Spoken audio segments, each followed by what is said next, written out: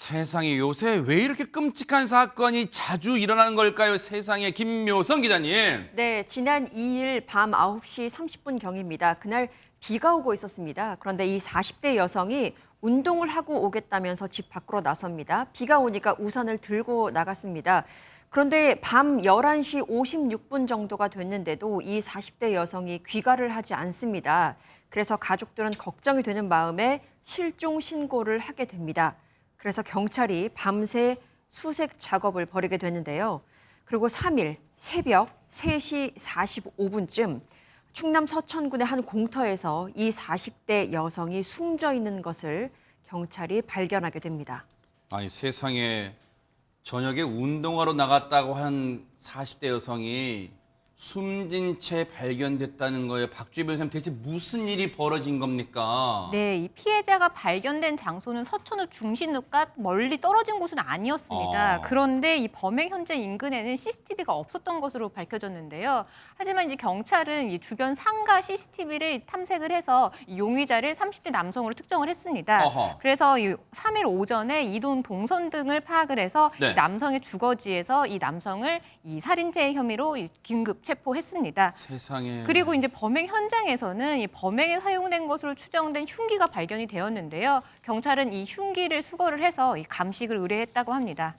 지금 경찰의 일단 초기 수사에 따르면 이 몹쓸 인간이 지금 이 여성을 무참히 살해한 다음에 무슨 시신을 숨기거나 그리고 흉기를 어디에 숨기거나 한 것도 아니에요. 버젓이 인근에 지금 다 버렸다는 거예요. 지금 그래서 용의자를 그나마 빨리 특정할 수 있었다는 건데 대체 이 몹쓸 인간, 이게 악마 같은 인간 대체 왜 이런 일을 저질렀답니까? 전현 평론가님.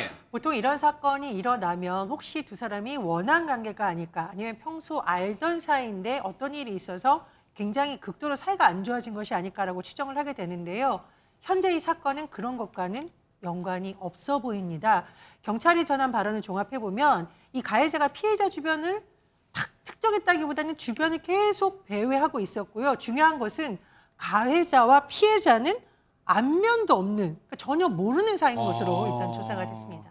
일면식도 없는 사람에게 그럼 원한 관계도 아니란 얘기잖아요. 그럼 김현주 평론가님 처음 보는 일면식도 없는 사람에게 지금 무차별 지금 뭐 묻지마 살인인 거예요. 이게 뭐 하는 거예요, 이 인간은? 그 용의자가 경찰에서 한 진술을 살펴볼 필요가 있습니다. 최근에 사기를 당해서 굉장히 좀 재산상 손해를 크게 입었던 모양입니다. 돈을 잃었다 그래요. 그래서 굉장히 스트레스에 시달렸고 세상이 나를 돕지 않는다. 세상이 나만 외면하는 것 같았다. 이렇게 진술을 했다고 하는데, 그런데 이 용의자는 흉기를 들고 바로 그런 이유 때문에 거리로 나갔다는 거예요. 그래서 피해자를 보자마자 흉기를 휘둘렀다는 것인데 정말 도저히 이해할 수 없는 그런 진술이 아닐 수 없습니다. 이 악마 같은 인간이 범행 동기를 묻는 경찰의 질문에 이렇게 답을 했다는데 뚫린 입에서 나온다고 다 말이 아닌 거예요. 박성배 변호사님,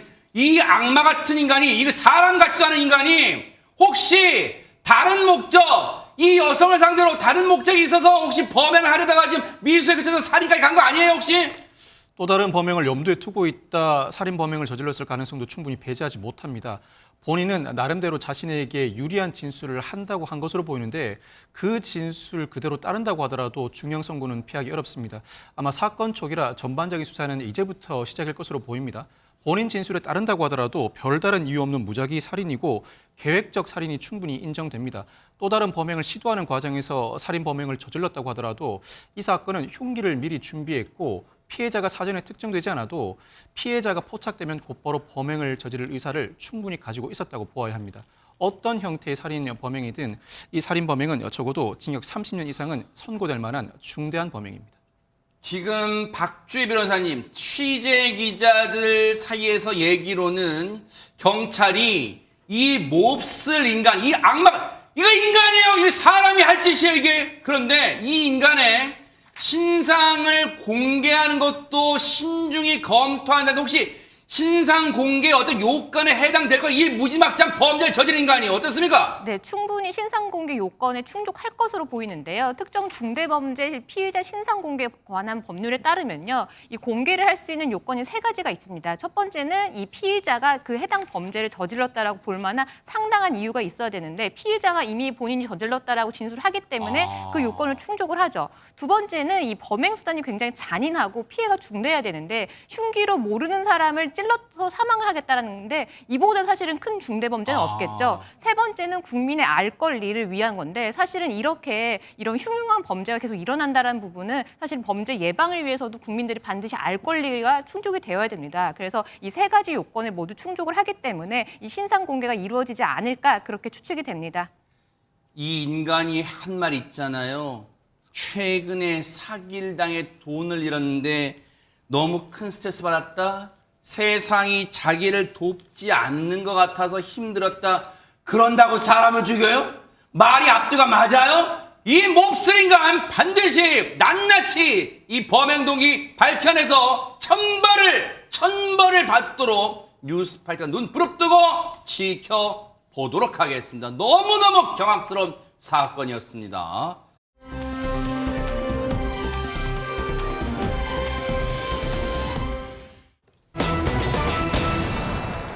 자, 분위 바꿔볼게요.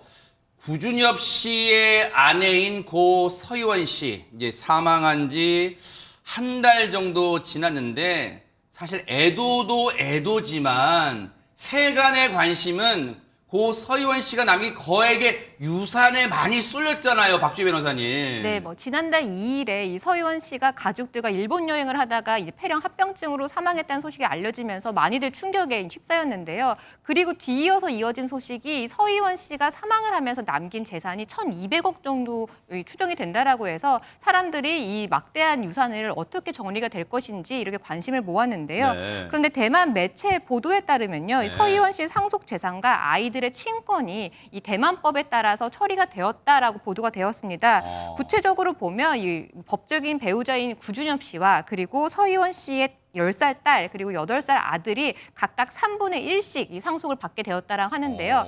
1,200억 원이니까 3분의 1씩 하면 사실은 한 사람당 400억 원 정도 되는 거죠.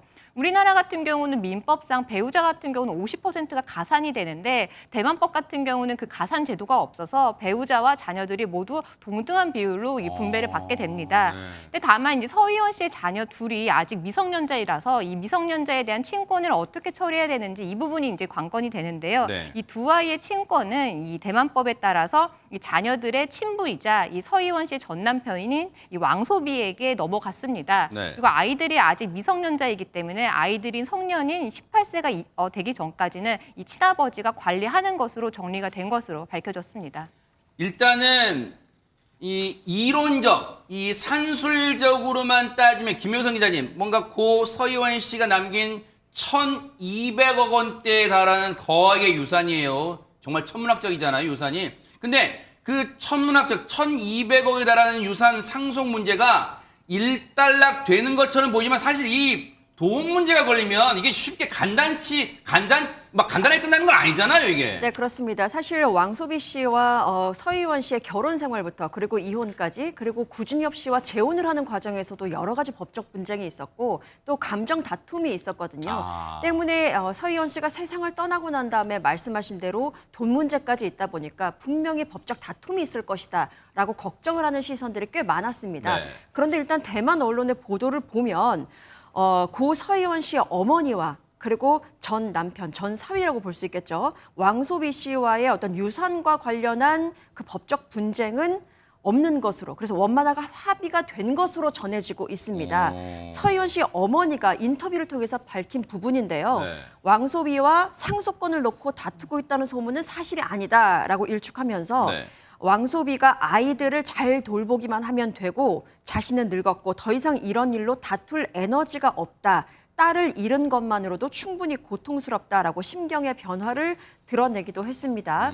때문에 외신들은 서희원 씨 모친의 이 같은 발언을 두고 두 손주에 대한 양육권까지도 왕소비에게 넘긴다. 그래서 모든 것이 원만하게 풀렸으면 좋겠다라는 바람을 드러낸 것이다라고 해석을 하고 있습니다.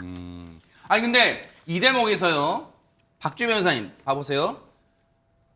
지금 서희원 씨 어머니 이제 황춘매라는 분이에요. 이분이 전 사위 왕소비라는 전 사위하고 이제 상속 문제가 다툴 힘도 없고 이제 그러지 않고 이제 맡길 거야. 근데 이 맡긴다는 게 지금 고 서희원 씨와 왕소비라는 사람과의 사이에 10살 딸, 8살 아들 그 두 자녀가 있잖아요. 그러면 두 자녀 몫으로 합하면 이제 800억 원의 거액이 이제 상속되는 거죠. 근데 그걸 800억 원을 전 사위인 왕소비한테 준다. 그러니까 네 마음대로 써라. 전 사위 네 마음대로 써라. 그런 얘기는 아니잖아요. 관리하는 얘기죠. 네, 맞습니다. 이 왕소비 씨가 800원을 관리할 수 있는 근거는 아이들의 아버지이고 친권을 갖고 있기 때문입니다. 그래서 사실은 아이들이 성년이 될 때까지 미성년자는 이 재산을 관리할 수 있는 이런 능력이 없기 때문에 법적 친권자인 아버지가 이 부분을 관리할 수 있도록 나는 이 부분에 대해서 협의를 했다. 이렇게 해석을 하시는 게 더 맞을 것 같습니다. 그럼 죄송해요.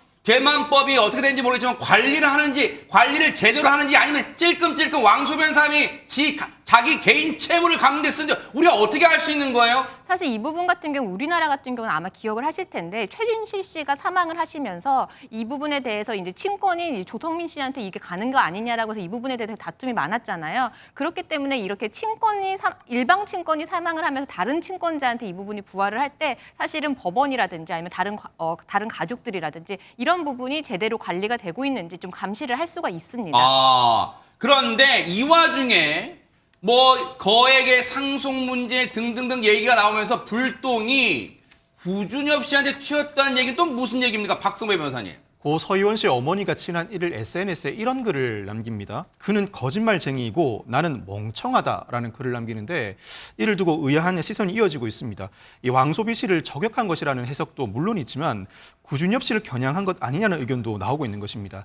한 중화권 매체는 서희원 가문과 왕소비의 불화가 끝나고 구준엽에게 압박이 가해졌다라는 보도를 내기도 했습니다. 앞서 구준엽 씨는 모든 유산은 희원이가 사랑하는 가족을 지키기 위해서 피땀 흘려 모아놓은 것이기에 나에 대한 권한은 장모님께 모두 드릴 생각이라고 밝힌 바가 있습니다.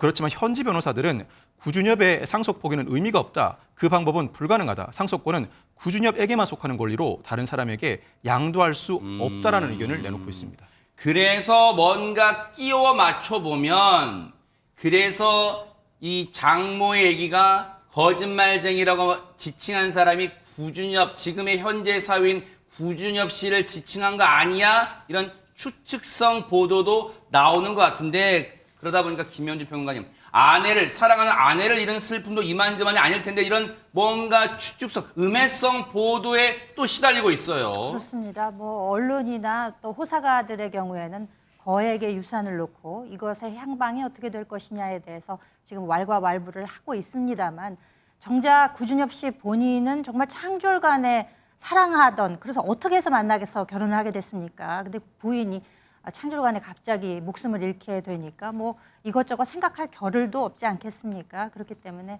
그 슬픔이라고 하는 거는 아마 옆에 있는 사람들도 이해하기 어려울 정도로 굉장히 깊은 것이 아닌가 그렇게 생각이 됩니다. 그래서 네. 슬픔에서 지금 헤어나오지 못하고 있는 그런 형편이라고 하네요. 그 측근에 따르면은 이미 서희원 씨는 고인이 됐지만 그 이름만 나와도 계속해서 운다는 거예요. 그래서 밤에 잠도 제대로 이루지 못할 정도로 너무너무 매일매일 왜안 눈물로 그러겠어요, 진짜. 지새우고 있어서 정말 눈이 너무 부어서 이게 치료가 불가능할 정도의 그런 상황이라는 전언도 있고요. 또 뭐 먹질 못할 거 아니겠습니까? 그래서 체중이 한 달간에 한 6kg이나 빠졌다고 하네요. 그러니까 어느 정도 괴로움이 클지 이제 상상이 가능한 그런 대목일 텐데 한 대만 매체의 보도에 따르면은 이 구준엽 씨가 앞으로 무기한 활동을 중단할 것이다 이런 이제 보도가 나왔다고 합니다. 그러니까 활동 재개 시점은 알 수가 없는 형편이죠. 네. 그러니까 내부의 그 괴로움, 슬픔 이런 것들이 치유되기 전까지는 활동을 하기 어렵지 않을까라는 예상이 이제 가능하고요. 그래서 이미 촬영된 광고 같은 게 이제 집행되는 것 이외에는 구준엽 씨의 활동을 보기에는 많은 시간이 소요되지 않을까 이렇게 예측이 되고 있습니다. 뭐 슬픔이 얼마나 깊을까요? 그걸 우리가 헤아릴 수는 없겠죠. 근데 그야말로 식음을 전폐하는 지경에 이르렀는데 근데 실제로 전현 평론가님 구준엽 씨가 고 서희원 씨를 보내지 못하고 있다 이런 말도 있어요. 이건 무슨 소리예요? 예, 그 이유는요. 고 서희원 씨의 장례를 구진엽 씨가 아직 치르지 못한 것으로 전해지고 있습니다. 대만 현지 매체 보도에 따르면 고 서희원 씨의 유골함은 대만 자택에 아직 유치되고 있는 것으로 안치되고 있는 것으로 전해지고 있는데요. 그래요? 네. 당초에는 아마 유족들이 수목장을 치르는 것을 논의했다고 합니다. 고인이 살아생전 아마 그런 뜻을 밝힌 것이 아닐까 추정이 되는데 구진엽 씨의 생각은 조금 다른 것 같습니다. 그 이유는요. 언제든지 방문할 수 있는 독립적인 장소에 고 서희원 씨의 유골함을 좀 안치하고 싶다. 이런 바람 때문인 것으로 전해졌고요. 또 하나는 아내의 동상을 기왕이면 세울 수 있는 곳이면 좋겠다라는 뜻이 있는 것으로 전해졌습니다. 따라서 가족들끼리 의논해서 새로운 장소를 물색할 수 있는 것으로 전해지고 있습니다. 아, 그만큼 얼마나 깊은 슬픔에 빠져 있으면 지금까지도 유해를 자택에 보관하고 있을까. 그런데 장례가 미뤄지다 보니까 뭔가 논란거리가 생겼다면서요, 박주희 변호사님. 아, 김묘성 기자님, 네. 네네, 앞서 들으셨던 것처럼 사실 서희원 씨의 유골함이 자택에 보관 중이다라는 말씀을 드렸잖아요. 사실 대중적으로 큰 사랑을 받은 인기 스타 같은 경우에는요, 세상을 떠나고 난 다음에도 평안함에 이르기까지는 꽤 어려운 시간이 뒤따릅니다. 우리나라에서도 굉장히 많은 사랑을 받았던 분이 세상을 떠난 다음에 유골함이 도난을 당한다든지 굉장히 여러 가지 어긋난 팬심 때문에 공격을 당한 적이 많았거든요. 근데 서희원 씨 같은 경우는 생전에도 워낙 파파라치에 많은 공격을 당했었습니다. 그래서 제가 구진엽 씨 입장을 좀 더 이해를 해본다면 유해이지만 더욱더 보안과 프라이버시가 더욱더 철두철미하게 이루어져야 된다는 생각을 갖고 있을 겁니다. 그런데 구준엽 씨가 모든 장례를 주도적으로 해야 하는 상황이지만 대만의 어떤 장례 시스템이라든지 이것은 잘 알지 못하는 상황이기 때문에 네. 적합한 장지를 찾는데 좀 굉장히 어려움을 겪고 있다고 하고요. 전문 장의사와 연락을 하는 것도 굉장히 쉽지는 않은 상황이라고 합니다. 네네. 그러다 보니까 이제 서희원 씨의 유해를 한 달 동안이나 지금 집에 보관하고 있는 상태인데 그렇기 때문에 이웃들의 항의가 뒤따르고 있다는 겁니다. 유해는 빠른 안치가 예의인데 집안에 오래 두는 것은 불길한 일이다라는 주변 이웃들의 항의가 지금 제기되고 있는 상황으로 전해집니다. 그러니까 심리적으로 지금 불쾌하다는 거잖아요. 유해를. 그냥 상상만으로. 어떻게 유골을 같이 사는 공동생활 공간에 지금 같이 자기 혼자만 사는 것도 아닌데 지금 이 안치하고 있어. 아마 그런 불만이 쇄도하고 있는 것 같아요. 세상에 어떻게 슬픔에 빠져 있는 사람에게 이렇게 모질게 할 수가 있단 말입니까? 그런 생각도 듭니다.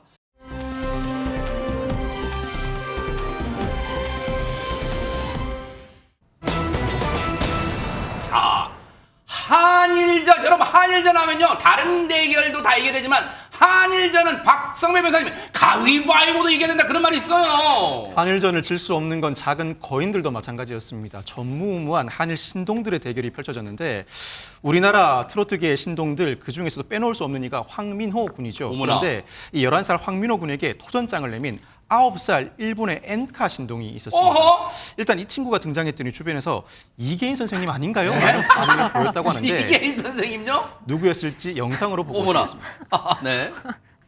일본 신동 니시야마 리크 나주세요.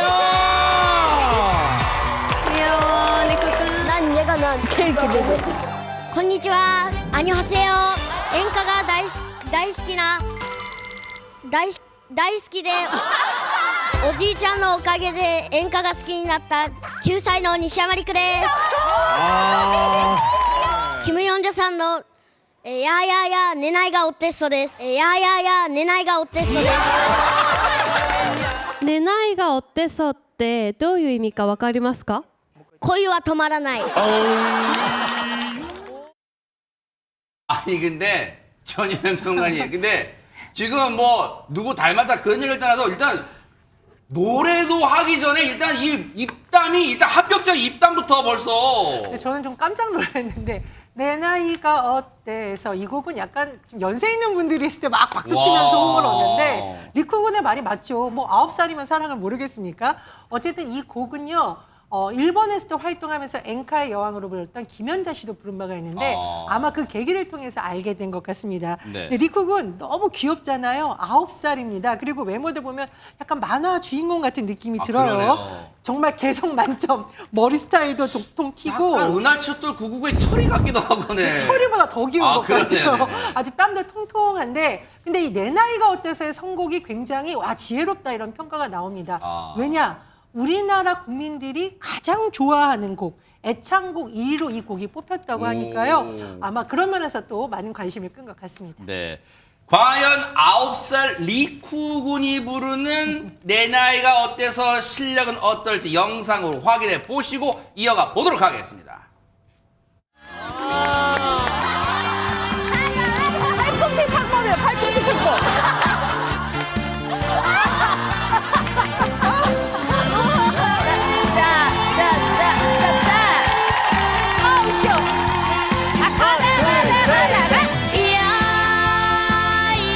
이야 내 나이가 어땠어恋にも年があるの夢を焦がし心焦がしあなただけを見てるのに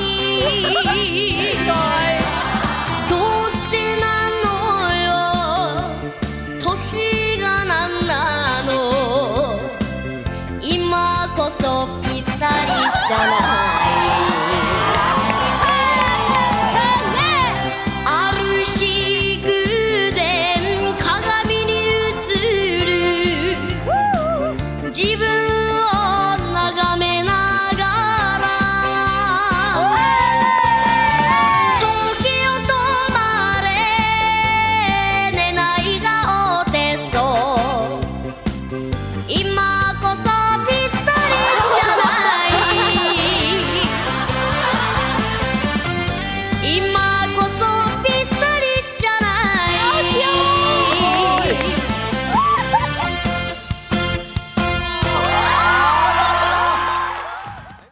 대박 사건 이 팔꿈치 댄스 벌써 유행 예감인데요 이거. 그렇죠. 이게 노래 배운 지가 겨우 6개월밖에 안 됐다고 야, 하는데 그래요? 무대 네. 매너도 그렇고 어허. 그리고 뭐 박자를 밀고 당기는 솜씨가 그러네요. 보통이 아니네요. 네. 그렇기 때문에 뭐 전국 대회에서 엔카계에 아주 샛별로 지목을 받고 있다고 합니다. 어디 불편하셔 어르신이 아니라. 아마 마이크를 쥐고 있는 손에 아. 그 소음이 닿지 않게 하고자 한 것은 아닐까라는 생각을 저는 야, 해보긴 했는데요. 네네. 이 리쿠군이 승부는 어떻게 됐을까요? 아하. 2점 차로 우승을 차지하게 됐습니다. 그래요? 그러니까 이제 많은 분들이 이제 민호군한테 이제 기대를 걸고 계시는데 네. 지금 승부는 이제부터입니다. 아하. 1대1 맞대결이 앞으로도 계속 된다고 하니까 네. 민호군이 과연 리쿠군을 이기는 날이 올지 한번 지켜보시면 좋을 것 같습니다. 일단 근데 리쿠군이 귀엽긴 귀여워요. 근데 아까 이계인 선생님 닮았다고 하는데 한번 약간 눈을 찡그리면 이계인 선생님 닮았을 것 같기도 하면 좀 닮았을 것 같기도 한데 근데 어쨌든 도전장을 누구한테 내밀어요? 황민호군한테 내밀었다고요? 어디 감히요? 실력 한번 보시고 이어가 보도록 하겠습니다. 지금 아직까지 일본 팀에게 지금 1위를 못 빼앗고 있는데 네. 그래도 한국 팀이 오늘 좀 1위를 할 수 있을 것 같으세요? 근데 지지는 않을 것 같습니다.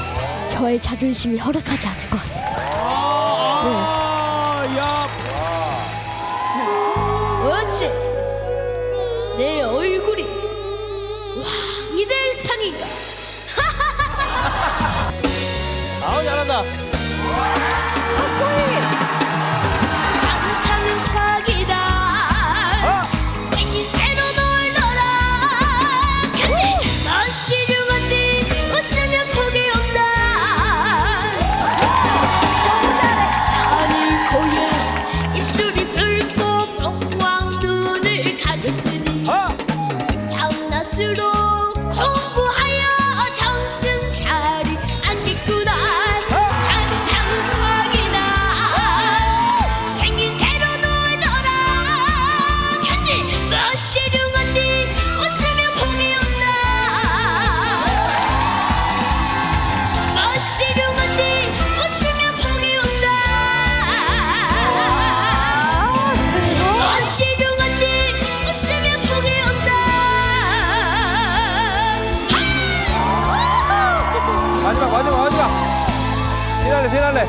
가자. 대한민국 소리 질러!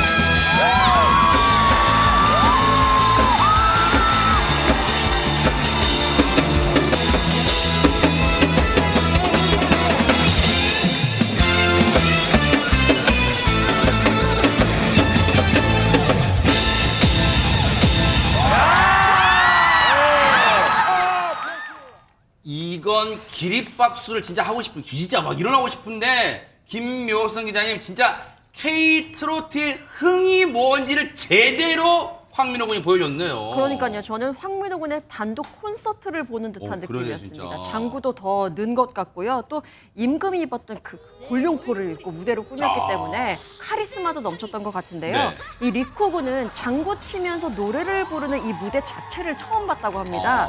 뭐 장구를 방방방 치면서 뭐 굉장히 뭐 대단한 무대를 선보였다라고 놀란 것 같은데 네. 이 황민호 군이 불렀던 관상은 과학이다. 생긴 대로 놀아. 뭐 이런 거를 들으면서 좀 인생을 배우지 않았을까 싶은데요. 그렇다면 이 정도 무대를 꾸민 민호 군이기 때문에 일본의 리쿠 군을 가볍게 이겼겠지 싶었는데 네.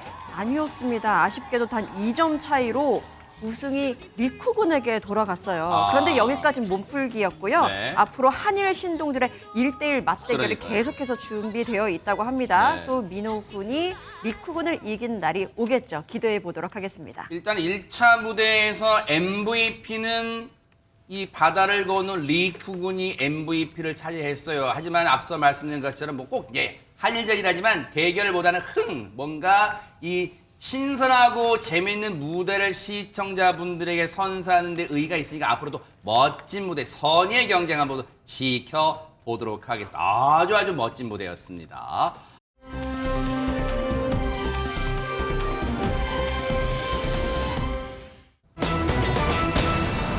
자, 우리 바꿔볼게요.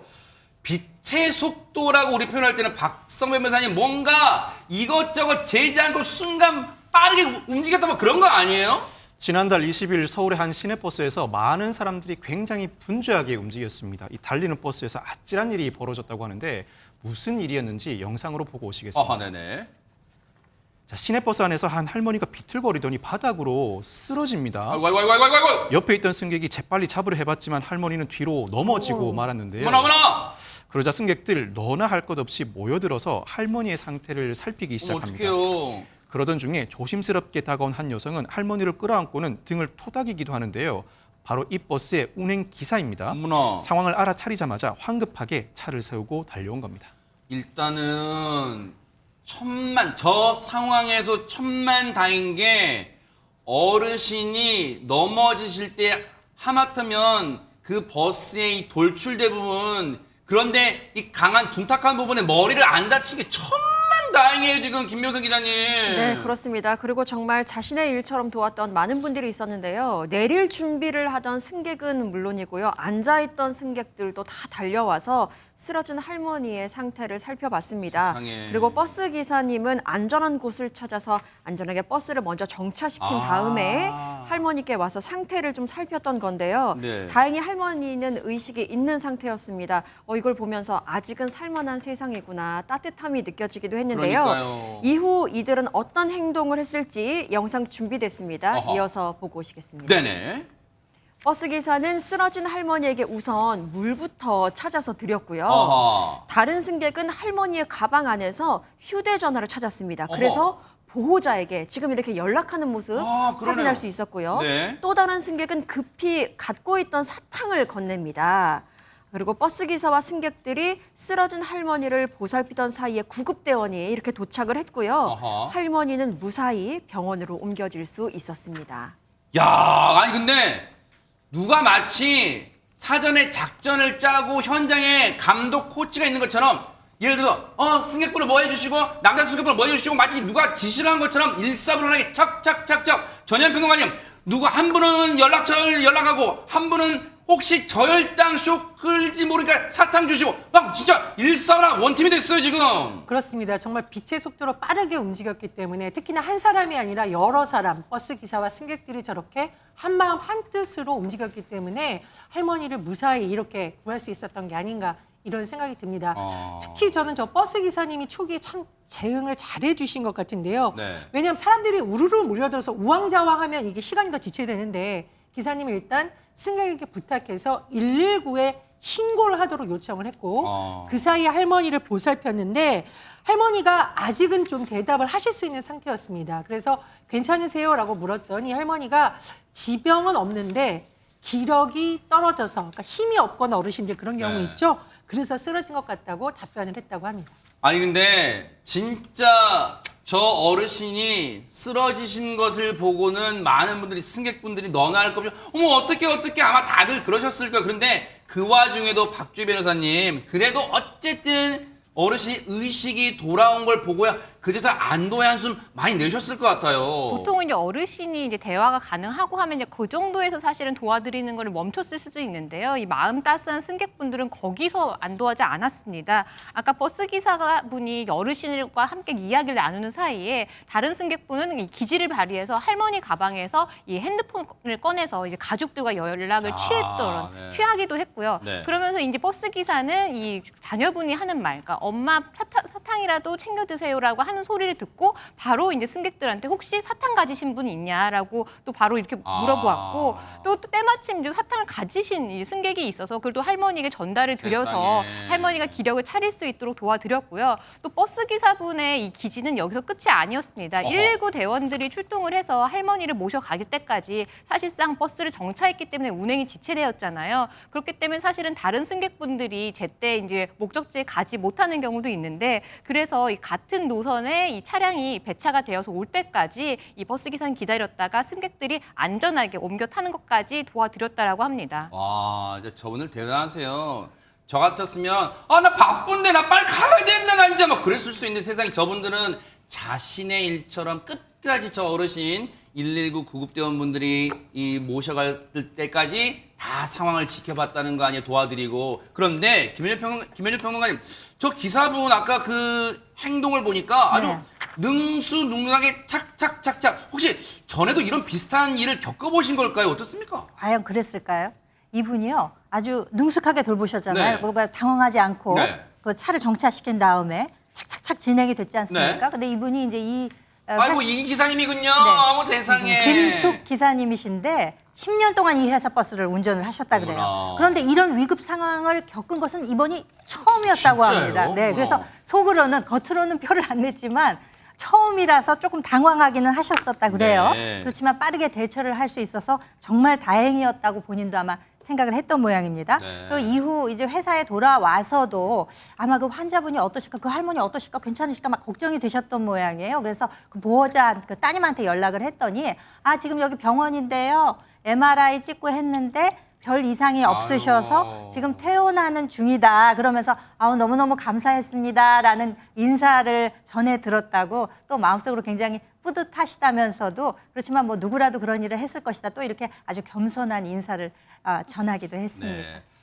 우리 진짜 천사의 마음을 가지신 물론 다른 승객분들도 정말 대단한 일을 해주셨지만요. 우리 김숙 기사님 사진 한번 다시 한번 보여드릴까요? 혹시 이 시청자분들도요 외출하셨다가 저분 보시면 이 기사님 버스 타면 어머 뉴스바이트에서 봤어요 김숙 기사님 멋진 폭발 대박 사건 한번 쌍 엄지척을 해주신다면 김숙 기사님 더 신나게 안전 운행하지 않을까 그런 생각해 봅니다. 김숙 기사님 너무너무 멋지십니다. 대단하십니다.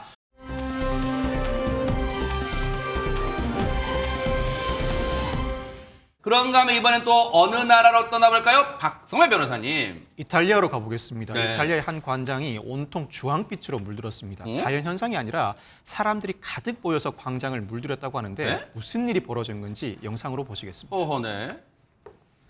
정신없이 서로를 향해서 무언가를 던지는 어머머. 사람들, 밑에 있는 사람들은 마차에 탄 사람들을 향해서 마구 던지고 어머머. 마차 위에서는 이에 질 사람 밑에 있는 사람들을 향해서 힘껏 손을 뻗습니다. 전쟁이라도 남나 싶지만 이건 축제입니다. 어허. 사람들이 던지고 있는 건 바로 오렌지였습니다. 아? 이탈리아 북부 도시에서는 매년 이렇게 오렌지를 던지는 축제가 펼쳐진다고 합니다. 오렌지였어요. 근데 혹시 아이고 저 오렌지 바닥에 다 밟힌 거 보세요. 근데 전예현 평론가님 혹시 시청자분들 중에는 아니 먹는 거하고 장난쳐가시는 분 안 계실까요? 모르겠습니다. 근데 저게 좀 이게 낙과 이렇게 사용하기 어려운 오렌지가 사용한다고 하는데 이런 생각하시는 분도 있을 겁니다. 토마토만 맞아도 아픈데 오렌지를 던져? 근데 사실 자세히 보시면 헬멧 쓰고요. 두꺼운 패딩 입도록 되어 있습니다. 그리고 빨간 모자 쓴 사람들은 난 중립이야라고 하기 때문에 전투에 참여하지 않았는데 네. 굉장히 유서가 깊은 이탈리아 북서부 이브레아 오렌지 전투로 알려져 있는데요. 네. 과거에 이 폭군과 싸운 민중 전투가 승리한 것을 기념해서 저런 행사를 벌이고 있고 매년 2월에서 3월에서 열리는데요. 네. 평균 무려 5,000명이나 참여하는 것으로 알려져 있습니다. 어머나 유서 깊은 축제, 유서 깊은 행사인 건 알겠는데 근데 보세요 김일평론가님 오렌지 물론 낙과 위주로 그러니까 떨어진 과일 위주로 한다지만 오렌지 양이 저게 사용된 오렌지 양 어마어마할 것 같아요. 한 수백 톤 정도를 준비한다고 합니다. 작년의 경우에 예를 보면은요, 오렌지가 420만 개, 와. 600톤을 준비했었다고 하고요. 네. 말씀하셨다시피 사람이 먹는 거 갖고 장난치면 안 되잖아요. 네. 그래서 상품성이 떨어진 뭐 낙과라든지 아니면 그 품질이 안 좋아서 사람이 네. 먹기에 적절치 않은 오렌지들만 선별을 해서 그것도 좀 오렌지는 상당히 딱딱합니다. 그렇기 때문에 던지기 전에 물컹하게 이렇게 손으로 만들어서 다치지 않도록 해서 던지는 것으로 사용을 하고 있다고 합니다. 네. 혹시 이제 진짜 그 얘기 들으니까 진짜 갑자기 쓸데없는 궁금증이 생겨나서 박선배 변호사님 지금 좋자고 재밌자고 축제에 보낸 건데 오렌지를 던졌어. 이거 너무 아파. 나 여기 부었어. 손에 혹시 그럴 수 있어요? 저 축제 때? 그 가능성은 낮습니다. 축제의 기본적인 형태가 어느 정도의 충격은 감수하고 참여하는 형태이고 암묵적인 동의가 된 거예요. 그 권투 경기라고 하더라도 부상을 당했다고 상대방 선수에게 손해배상을 구하기 어려운 것처럼 양해하에 축제에 참여했었고 그 수준이 상당히 중한 상해까지 이어지지 않는 한 이와 같은 손해배상이나 법적 문제를 제기하기는 어렵습니다. 야, 박성배 변호사님 똘똘이 스머프 같아요. 왜냐하면 이해가 쏙 돼 있어요. 권투 경기 예를 들으니까 딱쏙 이해가 됐습니다.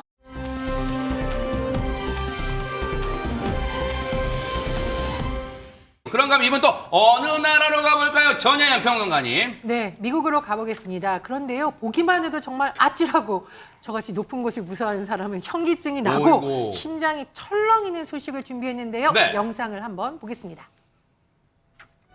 자, 높은 건물에 매달린 작업대가 바람에 이리저리 흔들리고 있어요. 아이고. 흔들리는 정도가 아니라 빙글빙글 돌고 있어서 보는 사람들이 다 아찔합니다.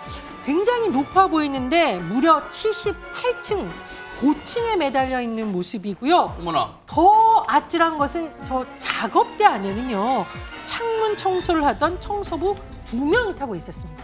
어머나 세상에 7층도 8층도 아니라 78층에 저 근로자 두 분이 매달려 있던 게 저렇게 바람에 정말 이 매달려 있던 시간이 15분이었다면 얼마나 아찔했을까요 세상에. 그런데 다행히 출동한 소방대원들에 의해서 다행히 구조됐다고 하니까 천만다행이고요. 앞으로는 안전장치 꼭 잘 해놓고 작업하시길 바라겠습니다.